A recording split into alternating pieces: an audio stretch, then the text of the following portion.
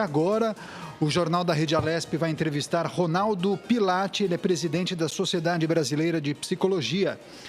Ele vai falar sobre um trabalho super importante que vem sendo realizado no atendimento psicológico aos profissionais de saúde, justamente nesse período de pandemia do coronavírus. Kate. Bom dia, Ronaldo. Seja muito bem-vindo aqui ao Jornal da Rede Alesp. Bom dia, Kate. Muito obrigado pelo convite e bom dia a todos os ouvintes. Legal, doutor. Vamos começar, então, falando desse importante trabalho que vem sendo realizado com os profissionais de saúde. E eu quero, inclusive, começar essa entrevista perguntando como tem sido feito esse trabalho importante junto aos profissionais de saúde neste momento.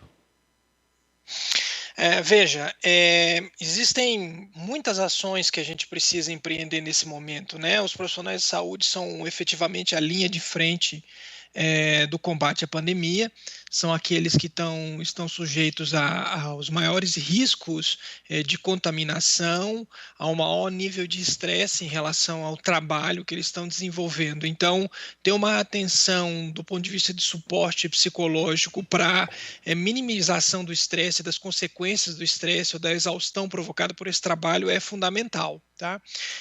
O que a gente tem observado na Sociedade Brasileira de Psicologia, nós estamos tentando auxiliar e dar parâmetros de ações para esse suporte, tanto para profissionais de saúde como para diferentes outros grupos sociais, como para a população em geral, que nós estamos precisando intensificar do ponto de vista de ações organizadas e estruturadas, como fornecer esse tipo de suporte, né?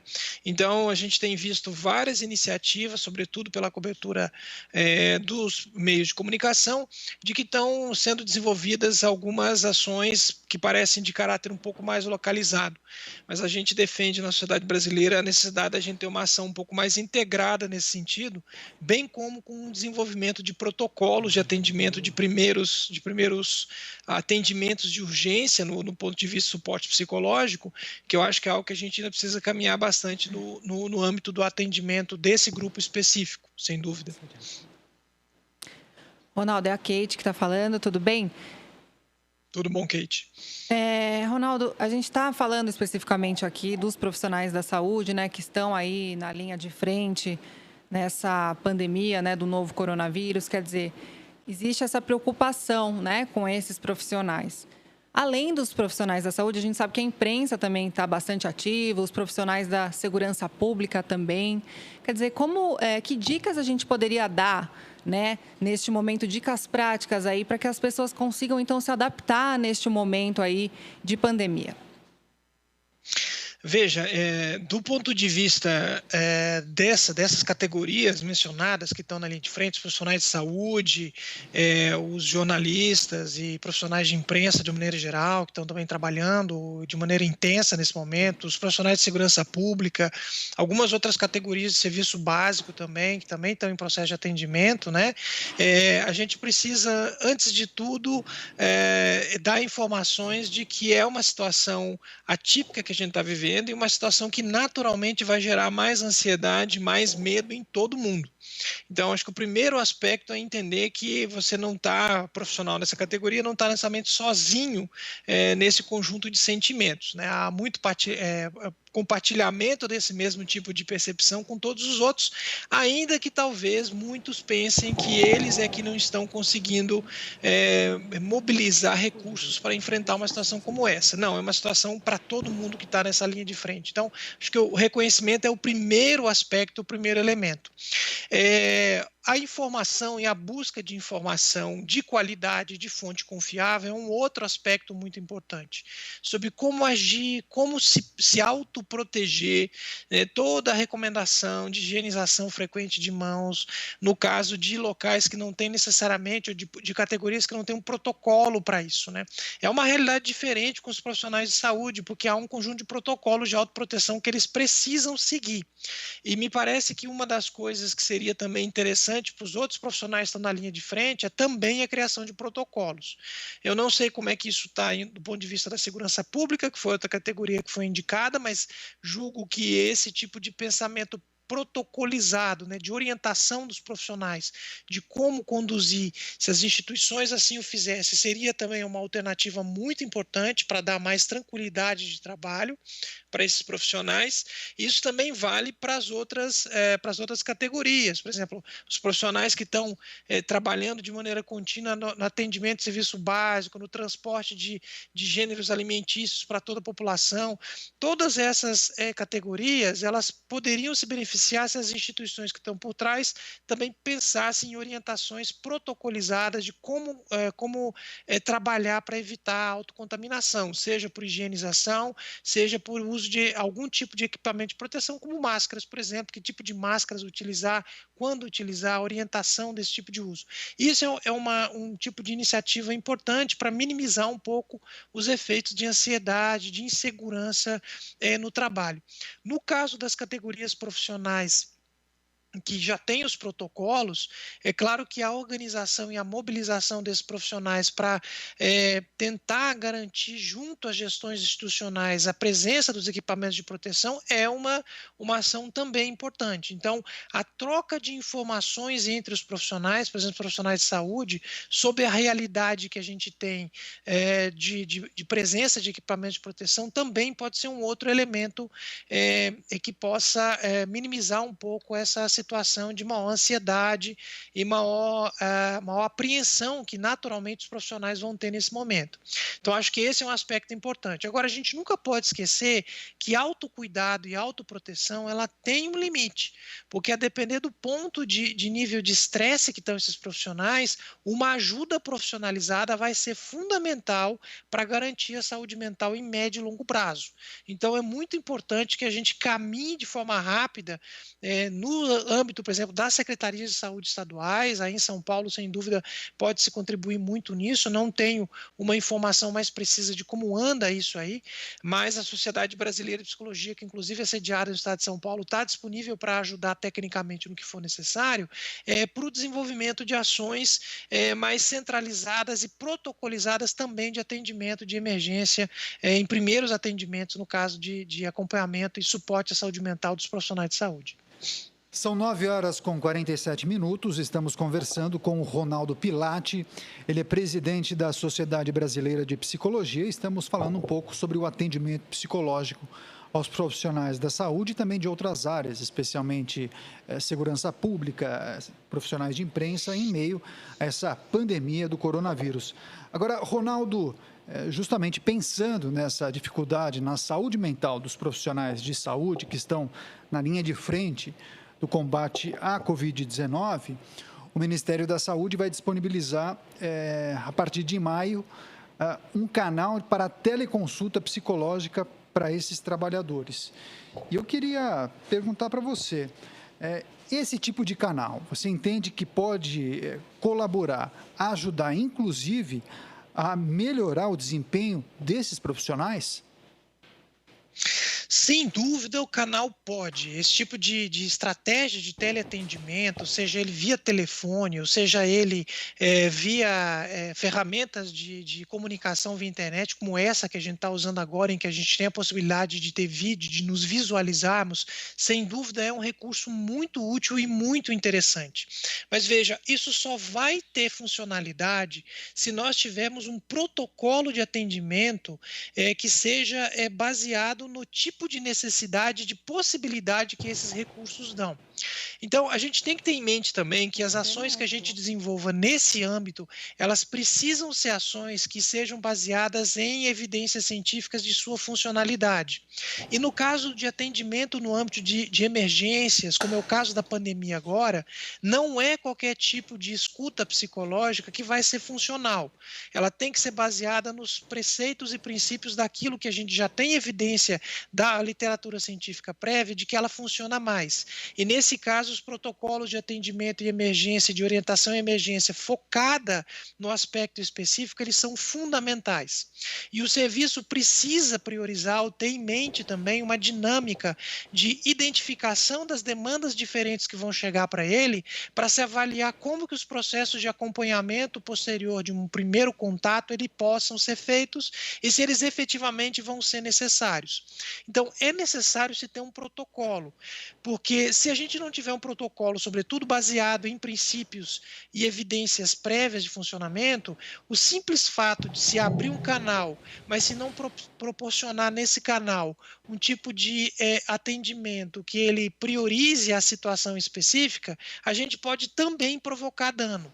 Se eu fizer um paralelo, veja, esse é um paralelo muito importante, que eu acho que as pessoas talvez entendam mais dessa maneira ilustrada o que eu estou querendo dizer.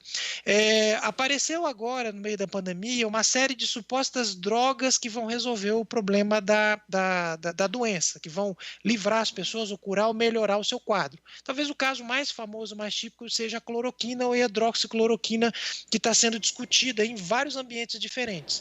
O que se defende, o que se argumenta, quem está avaliando pelos olhos da ciência em relação a isso, é que não adianta eu dizer que uma droga, um medicamento, ele vai funcionar se eu não tiver evidência protocolizada de como esse tipo de medicamento funciona. No caso do atendimento psicológico, é exatamente o mesmo raciocínio. Eu preciso ter ações de intervenção protocolizadas, baseadas em evidências prévias, que sejam adequadas para aquele tipo de situação. Então, o serviço de teleatendimento, de atendimento à distância dos profissionais, é uma iniciativa extremamente importante, mas ela só vai ser efetiva se ela for baseada em protocolos de atendimento em situação de emergência, como é o caso da pandemia agora. Isso é muito importante que os gestores de serviços como esse, eles levem em consideração. Nós temos participado na Sociedade Brasileira de Psicologia da troca de experiências que de sociedades de psicologia do mundo todo têm feito para o enfrentamento da pandemia e para a prevenção da saúde mental da população, seja no âmbito de grupos específicos, como os profissionais de saúde, que são um grupo prioritário de atendimento pelas características do que eles estão enfrentando hoje nos hospitais, emergências e outros ambientes de trabalho deles.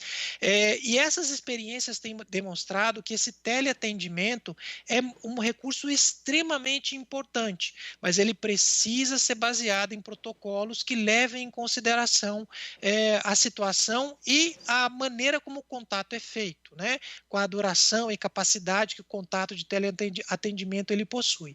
Então, é fundamental isso, a gente basear e criar os dispositivos de atendimento com base em protocolos que a gente sabe que tem funcionalidade.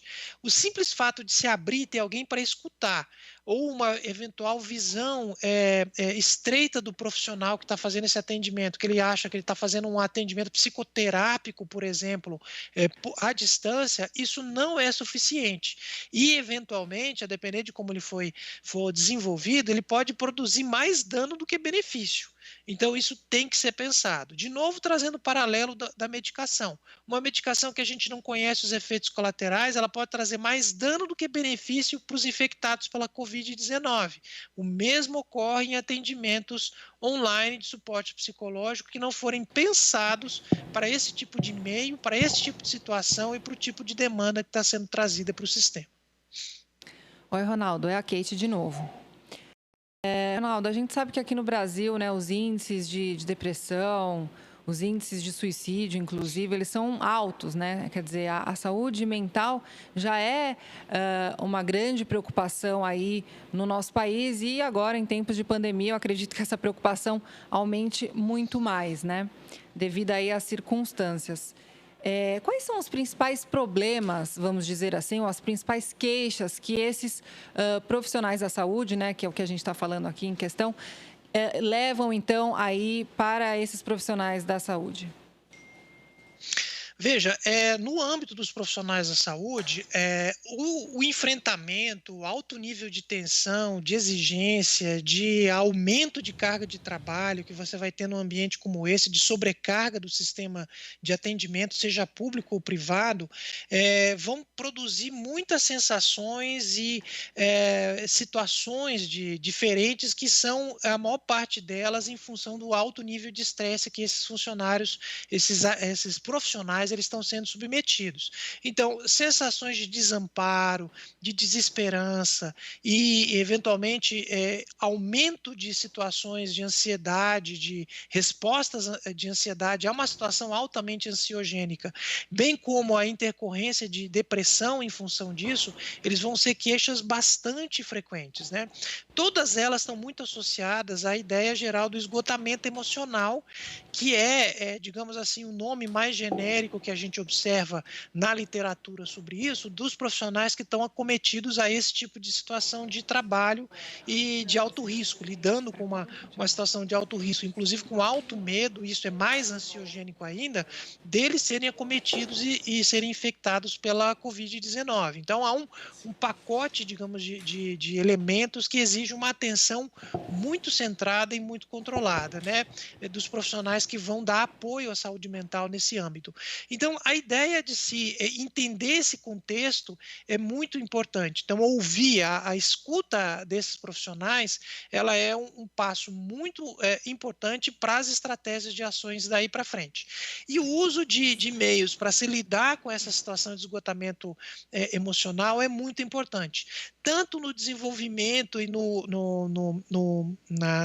provimento de recursos para os profissionais de saúde se ajudarem, digamos assim, e que há uma escuta psicológica de atendimento de urgência, ela pode promover, né, bem como no pensamento mais amplo da gestão de como é que esse serviço de atendimento ele tem que ser feito na emergência, ou nas UTIs, ou nos âmbitos onde o nível de trabalho, de rotina aumentou, o estresse aumentou, também vão precisar ser combinados para que a gente consiga ter uma redução dos danos da exaustão emocional desses profissionais de saúde que estão na linha de frente do enfrentamento, bem como em curto prazo, como do ponto de vista de médio e longo prazo também para esses profissionais. Porque a gente também tem que considerar que todos os dados epidemiológicos apontam que, no fundo, a gente está no começo de um ciclo, até a gente conseguir ter a população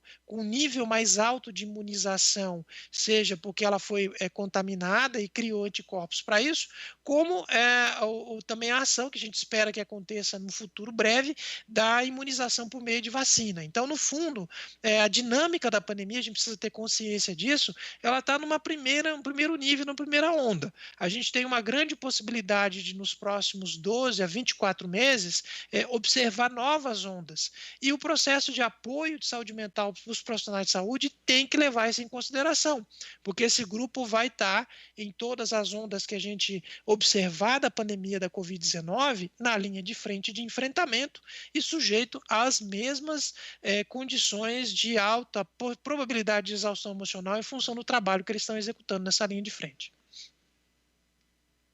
Sociedade Brasileira de Psicologia, nós estamos chegando ao final da nossa entrevista, mas eu acho muito importante colocá-lo no nosso bate-papo e fazer com que você, por gentileza, compartilhe com o nosso público, com a nossa audiência, algumas dicas de como o cidadão, como aquele profissional que está em quarentena, que está na sua casa, que não faz parte desse grupo do enfrentamento, não é um profissional da área da saúde, da segurança pública ou mesmo da imprensa. Como esse cidadão pode cuidar melhor da saúde mental em meio a essa crise do coronavírus, Ronaldo?